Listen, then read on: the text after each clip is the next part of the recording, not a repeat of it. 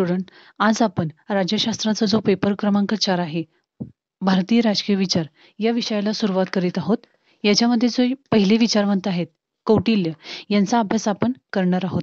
एक महापंडित, महामुत्सद्दी व अर्थशास्त्र ग्रंथाचे कर्ते म्हणून कौटिल्य प्रसिद्ध आहेत.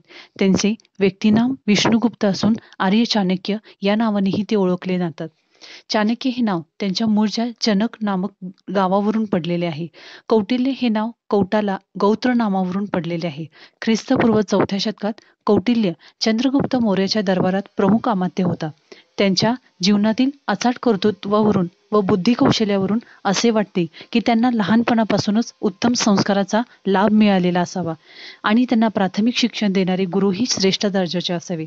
त्यांचे पुढील शिक्षण तक्षशिलेत झाले. तक्षशिला हे त्यावेळेचे भारताच्या वायव्य सीमेवरील अग्रगण्य विद्यापीठ होते. कौटिल्याने युद्धविद्या, स्थापत्य व वैद्यक या विषयांचा अभ्यास तेथे पूर्ण केला.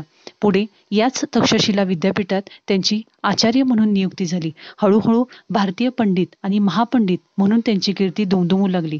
पुढे मगध देशात झालेल्या राज्यक्रांतीचा सूत्रधार म्हणून त्याचे नाव अखिल भारतातच नव्हे तर त्यावेळच्या ग्रीस प्रभृती देशातील राज्यमंडळातीलही प्रसिद्ध आहे. कौटिल्य तक्षशिलेस अध्यापनाचे कार्य करीत होता त्यावेळी भारतात राजकीय परिस्थिती गोंधळाची व अस्थिर बनली होती. भारतात त्यावेळी शेकडो गणराज्ये अस्तित्वात होती. त्या गणराज्यात परस्पर सहकार्य नव्हते, ऐक्याची भावना नव्हती. त्यांच्यात सामूहिक संरक्षणाची व संवर्धनाची इच्छाही नव्हती. या सर्व परिस्थितीत मगध राज्य तेवढे बलिष्ठ होते, पण ते राज्य गणतंत्र नसून राज्यतंत्र स्वरूपाचे होते. नंद वंशातील धनानंद हा या मगध राज्याचा सत्ताधारी होता, परंतु तो धनलोभी, जुलमी व अत्याचारी असल्यामुळे त्यावेळच्या प्रजेच्या मनात धनानंदाचे राज्य नष्ट व्हावे असे होते. कौटिल्याच्या मनात क्रांतीची निकड निर्माण होण्यास आणखी एक महत्वाचे कारण घडले होते. भारतातील गणराज्यांप्रमाणेच ग्रीस देशात छोटी छोटी राज्ये होती. फिलिप व सिकंदर या पिता पुत्राने मिळून त्या नगरराज्यांचा धुव्वा उडवून ग्रीस देश गिळंकृत केला. त्यामुळे ग्रीकांच्या त्या नगरराज्यांप्रमाणेच भारतीय गणराज्यांचीही धूळदाण होणे अशक्य नाही, ही जाणीव कौटिल्याच्या मनाला सदैव अस्वस्थ करत होती. शेजारी इराण हा तर भारताची लूट करण्यास सदैव टपलेलाच होता आणि या अशा सर्व संभाव्य संकटातून भारताला कसे वाचवता येईल व त्यांचे स्वातंत्र्य कोणत्या उपायांनी अबाधित राहील याची विवेचना कौटिल्य करीत होता. कौटिल्य हा धनानंदाच्या दरबारी दान विभागाचा प्रमुख अमात्य म्हणून काम करत होता.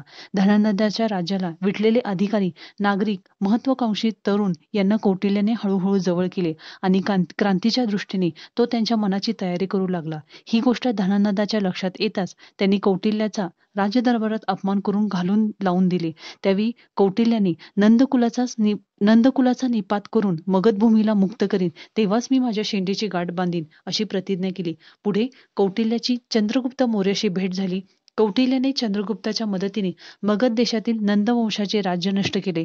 चंद्रगुप्त मगधांच्या सिंहासनावर बसताच त्याच्या राज्याची घडी बसवण्यासाठी कौटिल्याने त्याचे महाअमात्यपद स्वीकारले. धूर्त, चाणाक्ष व कारस्थानी अशा कौटिल्याच्या मार्गदर्शनाखाली चंद्रगुप्तांनी उत्तर भारतात एकछत्री साम्राज्याखाली आणून आपली नमुनेदार अशी राज्यव्यवस्था निर्माण केली. आधुनिक काळातही विचारवंतांना आदर्शभूत वाटावी अशी ही राज्यव्यवस्था म्हणजे कौटिल्याच्या बुद्धिमत्तेचा आणि प्रजावात्सल्याचा परिपाकच होय. चंद्रगुप्ताच्या राज्यकारभारासाठी पुढे कौटिल्याने अर्थशास्त्र नावाचा राजनीतीविषयक एक उत्कृष्ट ग्रंथ लिहिला. हा ग्रंथ भारतीय राजनीतीविषयक आदर्श असून जगातील प्राचीन राजनीतिक साहित्यात तो अद्वितीय आहे. मगध राज्याचा महामंत्री म्हणून काम करीत असताना कौटिल्य राजप्रसादात राहिला नाही. तो एखाद्या ऋषीप्रमाणे पर्णकुटीत राहून तिथूनच राजा आणि प्रजा यांचे मार्गदर्शन करत राहिला.